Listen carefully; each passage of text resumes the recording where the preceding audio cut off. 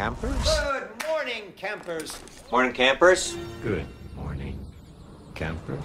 Bonjour les campeurs, Samantha Carter, Rodney Mackey. L'une travaille dans l'armée, l'autre est civile. Et si nous regardions les différences et les similitudes de nos personnages dans la saga Stargate? C'est parti!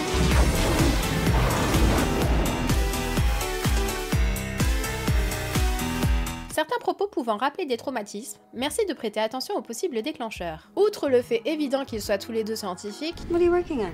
I'm writing a book on wormhole physics, but this damn computer isn't fast enough. When the buffer's full, I have to wait for it to catch up. What are you doing? There are like 50 simulations I'd like to be running right now, but the computers can't keep up with me. The irony being that I've actually figured out how to make them run 10 times faster, but I haven't had time to actually stop and do it. quelles sont leurs autres similitudes? Nous allons commencer avec leur perception du temps. Carter, en effet, n'est pas le seul personnage à avoir un trait d'écriture sur le temps. I mean, get in their tracks, like hitting the pause button. I mean, temporarily until they figure out how to override it. How long? Well, I don't know. That's why I said momentarily. Days, hours, minutes? Well, look, it's minutes, but I don't know. That's what I was just saying to him. 10, 20? Well, okay, fine. You want a number? Fine, 7. 7 minutes and 31 seconds. You happy? No. No. It's not enough time. You wanted a number. A bigger number. Yeah, well, it may very well be longer. Or shorter. I don't know. Look, I'm missing the Gentlemen, point. focus, please.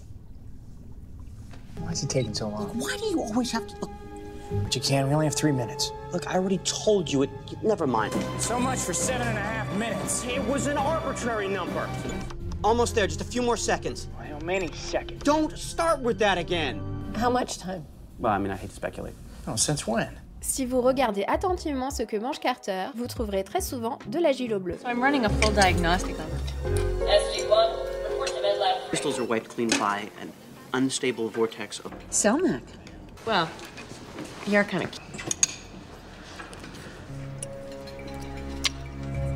Good night, sir.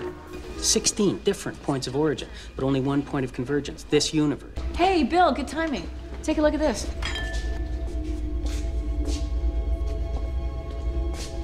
This food doesn't smell very good. That's because it's not very good. Eh bien, pareil pour le personnage de Mackey. Hey, what happened to the blue Jello? My favorite. All of a sudden, it's off the menu. What gives it? Thank you. Similitude étrange, me direz-vous. Mais elle a une importance dans la scène suivante. Vous vous souvenez de Nola? La création de Mackey dans un jeu vidéo qui lui a notamment choisi sa couleur de cheveux, ses yeux, etc. This is delicious. Listen, Mon chat, je suis en train de tourner mon chat. Je peux pas trop m'occuper de toi. Dans un paragraphe de ma fanfic Control of Hop, je mettais en avant le fait que Carter soit plutôt quelqu'un de pessimiste. Vous pouvez retrouver ma vidéo dans la barre d'informations. Eh bien, Mackey l'est aussi. I don't mean to sound negative because that would be, so not me. Yes, the power of positive thinking. Very good. While you do that, I will rely on my experience and expertise. I can't believe that worked. What happened to positive thinking? Eventually, yes, but Try and stay positive. what if it's another one of my hallucinations? What if it's the pessimist me and just wants it all over with? Carter et Mackey sont tous les deux attirés par le fait de jouer un instrument de musique. I always wanted to be a pianist, concert pianist. A guy who plays piano in front of lots of people. What is that thing? Ah, it's a cello. I've always wanted to learn how to play. I turned to science because I thought it would be different than music, but it isn't. It's just the same. It's just as much of an art as anything else.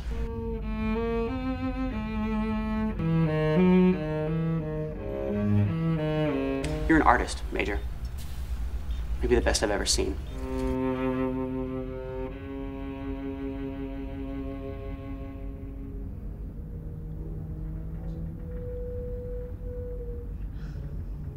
D'ailleurs, en parlant du fait que Mackey aurait adoré être pianiste, je rappelle que vous n'existez pas pour plaire à vos parents.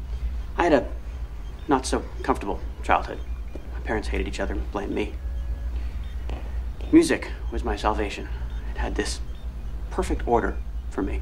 They call them piano fingers. It's slim, nimble, Really no surprise when my parents signed me up for lessons. My first teacher, of course, hailed me as a natural. I was 12. My teacher told me to quit.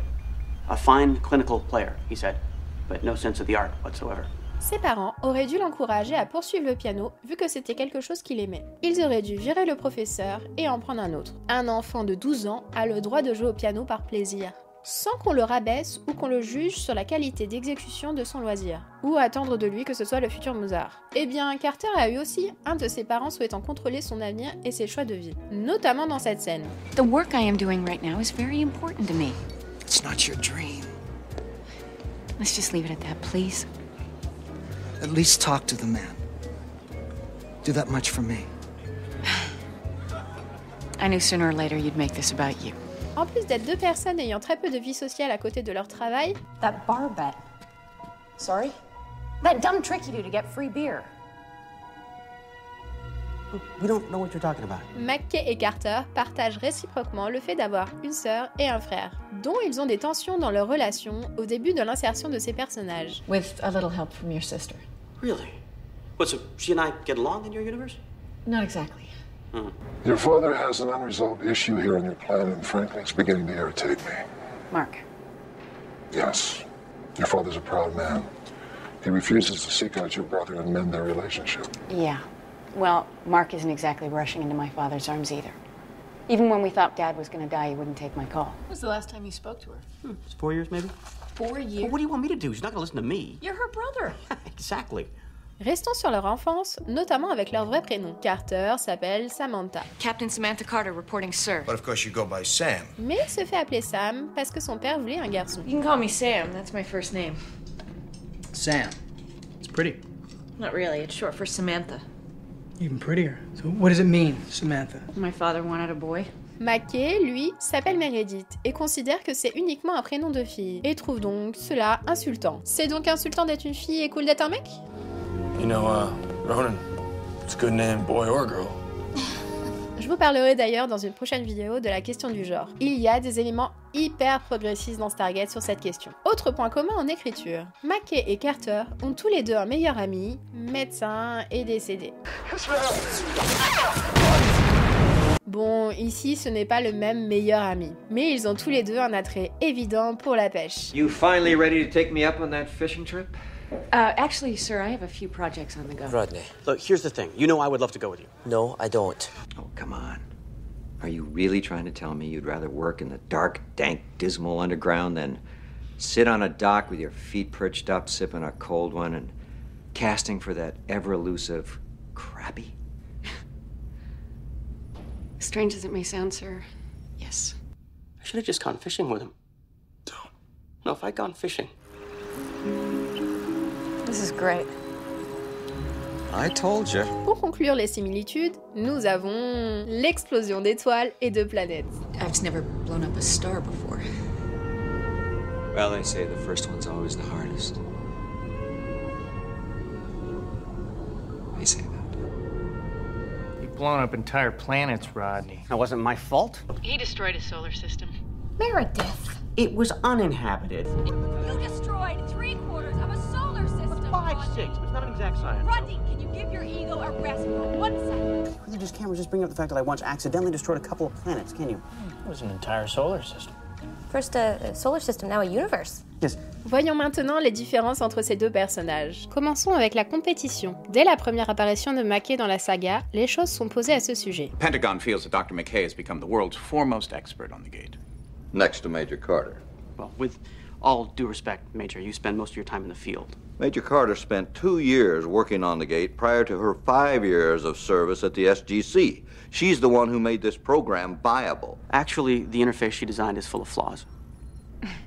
Well, I admit it's not perfect, but it's certain. It has caused numerous unnecessary... D'ailleurs, connaissez-vous le manterrupting? Le manterrupting, c'est l'interruption des femmes par les hommes. Selon plusieurs études américaines, cette pratique augmente tous les ans. Elle est issue du patriarcat et je vous invite dès à présent à faire plus attention dans votre vie lors d'interactions sociales, vous le remarquerez très vite. Revenons à notre sujet. Carter, elle, est majoritairement dénuée de compétition. J'avais déjà abordé ce sujet dans ma vidéo sur la rivalité féminine, vous trouverez donc ces références dans la barre d'informations. McKay est à l'opposé et c'est lié à son arrogance. Autrement dit, son manque de confiance en lui. So what you're telling me is that I don't think I'm worthy. Rodney, I don't know what you truly believe about yourself. For all I know, you use your intelligence to compensate, to make yourself feel better for other things you think you may lack. Well, it's hard to explain. I mean, my field is very competitive. Yeah, I went to med school for 6 years. I wouldn't know anything about that.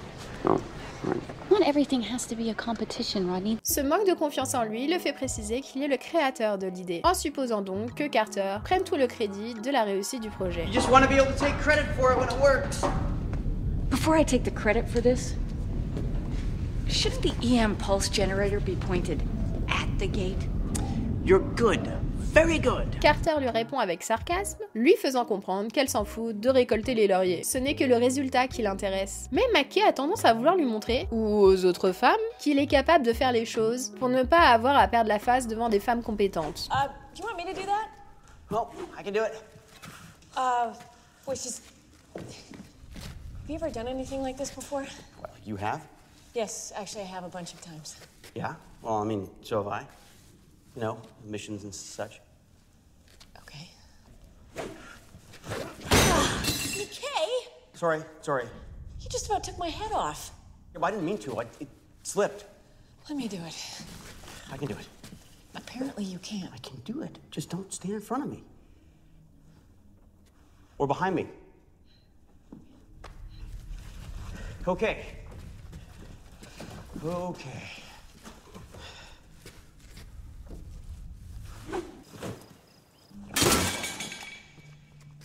See? Almost there. Anything hurt? That's just my pride. That'll heal.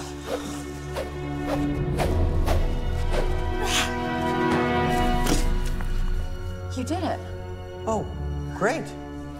J'aime bien ces scènes parce qu'elles montrent frontalement le sexisme de Mackay. Il n'y a pas de doute ou de double lecture. Il est sexiste. La scène devient donc amusante, car on critique ce point du personnage, tout en mettant en avant une femme badass. Bien joué Stargate. Et c'est une des raisons de pourquoi j'aime quand même le personnage de Mackay, malgré son sexisme envers Carter. Mais prenez pas ça pour une invitation pour adopter ses comportements problématiques. Mais point important, il sait que c'est l'un de ses défauts, vu qu'il se le dit à lui-même. If you're not gonna help, then please stand back and keep quiet. See, this is why I can never have a relationship with you, Rodney. You don't listen to people, you don't trust them. Et travaille donc dessus tout le long de la saga, même s'il a toujours des relents de son arrogance. Je vous mets ici les références chronologiques pour que vous vous fassiez une idée. Nice work. It was your idea. Well, of course it was, but you were there. Very clever, Rodney. Yes, it is. It's Lenka's idea. Well, we always theorized that the jumpers could be utilized as submersibles. Yes, I theorized it. Stick to working on my idea. Well, this is my idea. How do you figure? Well, you don't exist. You think what my subconscious tells you to think. So, really, the idea was mine. Oh, wow. I'm arguing with myself about who had an idea first, me or me. Which would be thanks to... Anyway. Very clever. Yes. Samantha Carter's idea. Which one of you killed the Wraith? That would be me. My idea. It was all Beckett's idea. I just want to point out that this was not my idea. Rodney, amazing.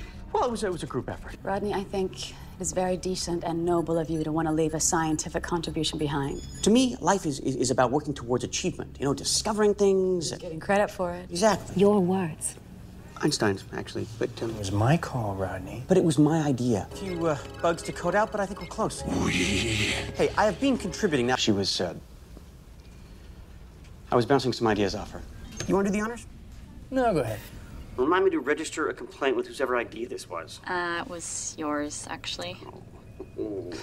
Well, complaint duly registered. That device was found because of my brilliant thinking, and much as I hate to admit it, a little help from Zelenka. Ça aurait été super intéressant de travailler là-dessus en tant que scénariste, en respectant par exemple sa prise de conscience dans Grace Under Pressure. Well done, Sam. Thanks, you too. Come here.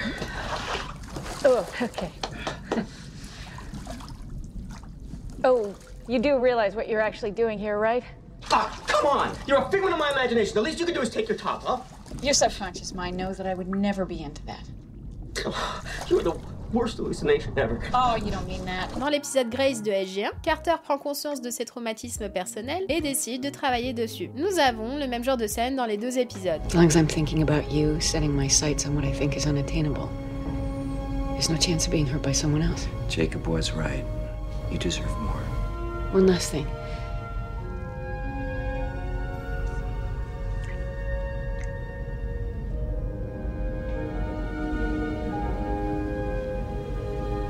Never mind. Nous avons une évolution de son personnage à partir de cet épisode. Et on voit donc le résultat sur les épisodes suivants. Stop it, Pete. Si ce n'était pas dans l'épisode Grace Under Pressure que Mackay prenait conscience de ce problème, ça aurait été intéressant que ce soit dans l'épisode Mackay and Mrs. Miller, avec sa sœur, pour soulager des traumatismes, notamment la compétition durant leur enfance. Don't look at me. Oh, so you're willing to take all of the credit but none of the blame, huh? I never wanted all the credit. Oh, no one is blaming you. Oh, really? You want shared credit? You're coming in with me. Want to turn it on together? Why would we do that? Because it's both of our work. Yeah, well, there's only room on the button for one finger, so... Well, then can I do it? Yeah, but I'm right here, so he likes to push the button. Fine, go. This is not what Dad would have wanted. Oh. No, he would have wanted us working together side by side, toppling problems and sharing credit. Oh, you share credit now, do you? Shared credit, huh? We'll do this together. Dad will be so proud. You wanna press the button? Yeah, sure. Mais malheureusement, comme vu précédemment, si on suit la chronologie de la saga, sa prise de conscience n'est pas assez explicite pour que j'appelle ça une évolution réussite de son personnage. D'ailleurs, lorsqu'il faudra remplacer Ware de la tête d'Atlantis, McKay suppose directement que ce sera lui qui dirigera. The IOA have made their final decision. They've chosen the new leader of Atlantis. Well, who is it? Well, there's been no formal announcement, but word is they're going with their foremost expert in ancient technology and replicator activity. Who does that sound like to you? You? Yes, who else? Well, I heard they were leaning towards someone with a science background. And why not? It's about time that one of us ended up in a position of real power. And by us, you mean you. Exactly. Ce qui rend la suite comme une métaphore d'une balance cosmique face à son sexisme. Sam, what's new? Just making preparations for the change in command here. You don't have to tell me, I already know. Really? And I just want to say that I think the IOA could not have made a better choice. Thanks, Rodney. No, you are too kind. What? Thank you, Rodney. No, wait a minute, you mean the... Yeah, she's our new boss.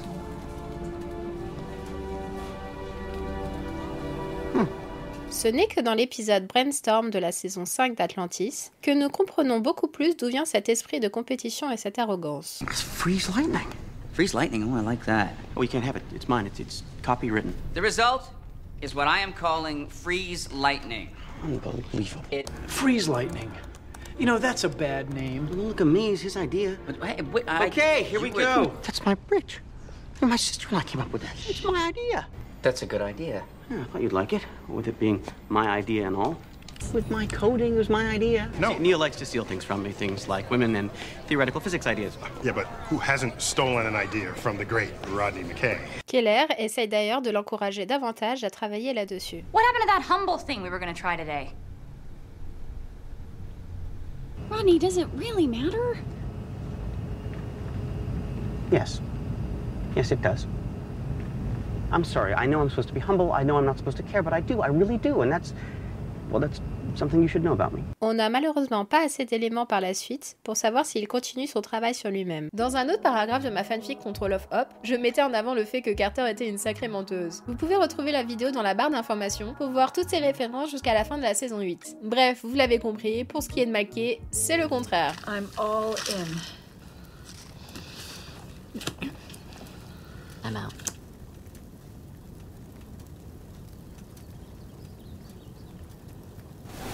If he asks what's taking so long, you have to do all the talking, okay? You'll be fine! No, I won't. I'm a terrible bluffer. I've lost small fortunes at poker. My eye twitches. I laugh inappropriately. It's not pretty. A true warrior knows when to fold them. Oh. Really? I won? I was totally bluffing. Well played, Colonel! Thank you, sir. C'est un petit détail, mais n'oubliez pas cela lorsque vous écrivez sur leur personnage. Et en parlant de mensonges, l'extrait suivant est parfait pour introduire une autre différence entre eux. The Rodney McKay I know wouldn't back down from a challenge. He is one of the most forthright, courageous, and selfless men I have ever met. Vous l'avez deviné, nous allons parler de courage.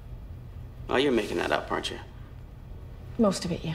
Okay, I'll help you. McKay n'est pas la personne ayant le plus de courage, même s'il travaille dessus tout le long de la saga. Are you sure you want to do this? I'm sure I don't.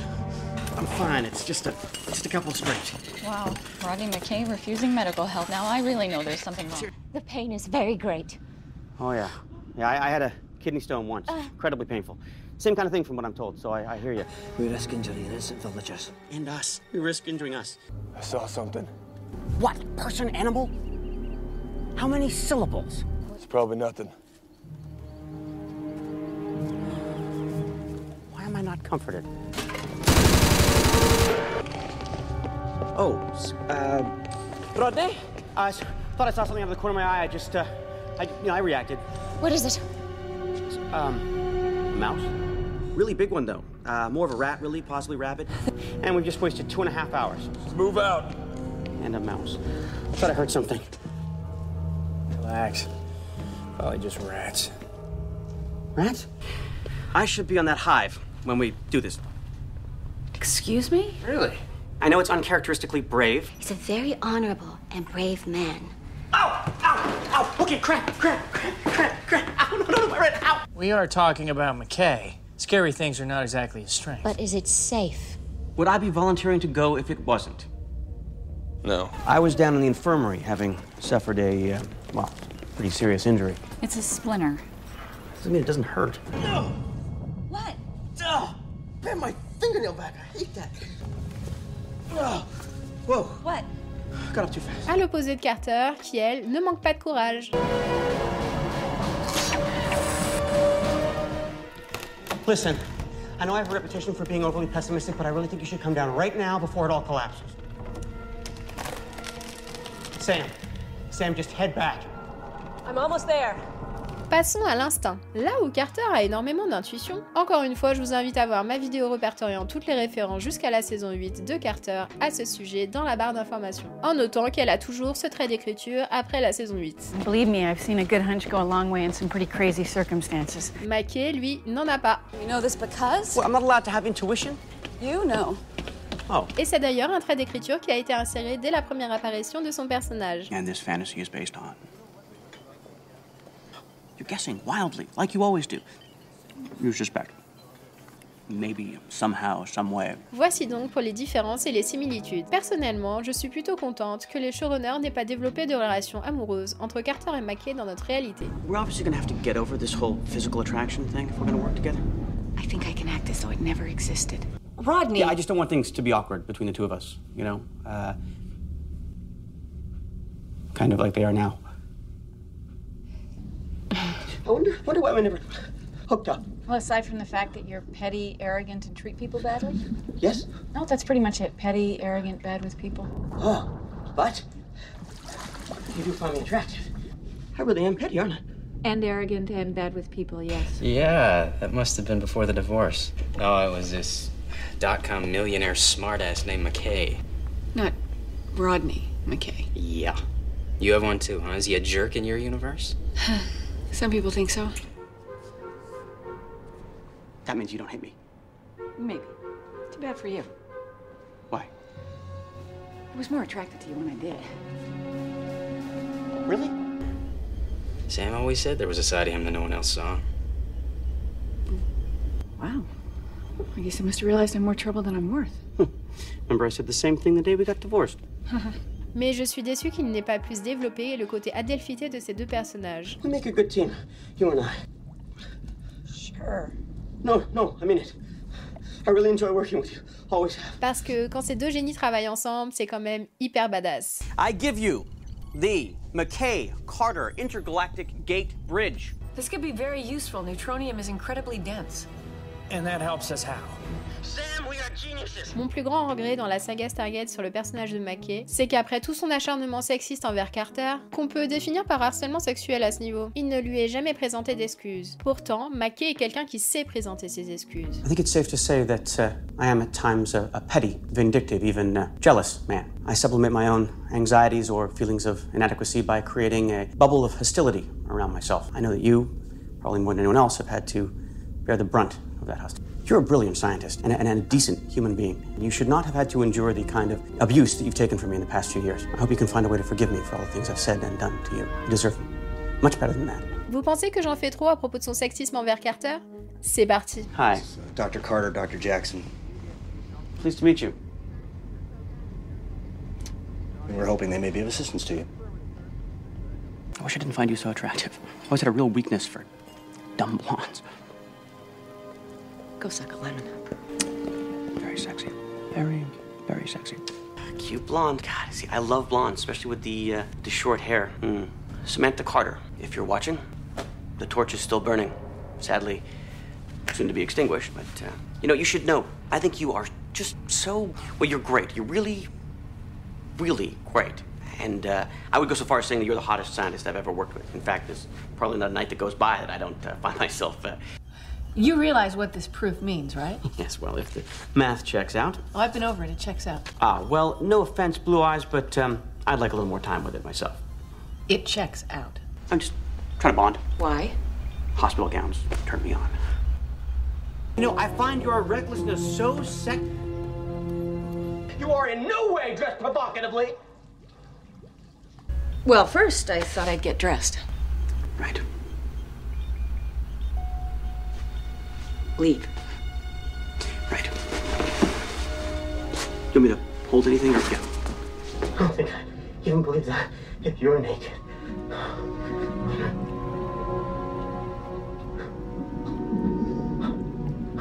Maybe you should show them your, Excuse me? Hey, I was once a 10-year-old boy, too. I know what gets their attention. Okay. What, do you want to get out of here or not? I think we can reason with them without resorting to that. Thank you. If you say so. Would it have killed you to show Drop up? it, McKay. It's not gonna happen.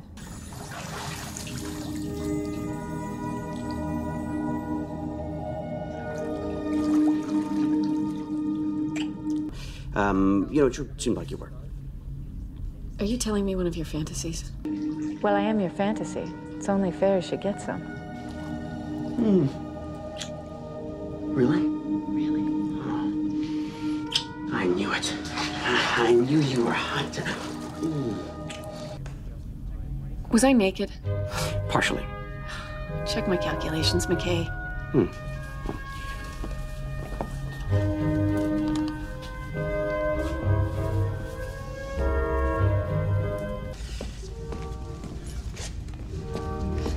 Rodney? Sam? You see, I love this whole sexy librarian thing. Look, why don't I take you to lunch? Get you up to speed. I hear it's lemon chicken today, my favorite. Nous avons de très belles représentations positives d'hommes sachant exprimer leurs émotions. Encore bravo à Stargate, encore une fois très progressiste pour l'époque. Eh bien, Mackie aussi est capable d'exprimer ses émotions, même envers Carter. You're an artist, Major. Maybe the best I've ever seen. I'm just critical because I'm jealous. C'est donc principalement à cause de ce manque d'excuses que mon cœur balance fortement envers Carter et nous envers McKay. Stargate nous a habitués à mieux. Well, I'm guessing that word is I apologize. Well, it takes a big man to admit that he's wrong, and much as I appreciate it, I really would prefer that this whole apology thing took place a little more publicly. C'est l'un des points que j'aimerais beaucoup aborder avec David Hellett sur l'écriture et l'évolution de son personnage. Savoir s'il regrette que ses excuses n'ont pas été écrites, ou s'il assume que son personnage soit sexiste tout le long de la saga Stargate. What's that guy's name who kept staring at you? Ugh, McKay. Yeah, McKay. En espérant qu'il ne réponde pas tout simplement « Je respecte beaucoup les femmes, j'ai moi-même une mère et une sœur ». En attendant, j'espère que cette vidéo vous a plu. N'hésitez pas à vous abonner, à continuer à commenter et à partager mes vidéos pour soutenir la chaîne. Je ne suis pas sûre de pouvoir diffuser des vidéos les 2 prochaines semaines, alors je vous souhaite donc de joyeuses fêtes de fin d'année. On se revoit l'année prochaine de l'autre côté.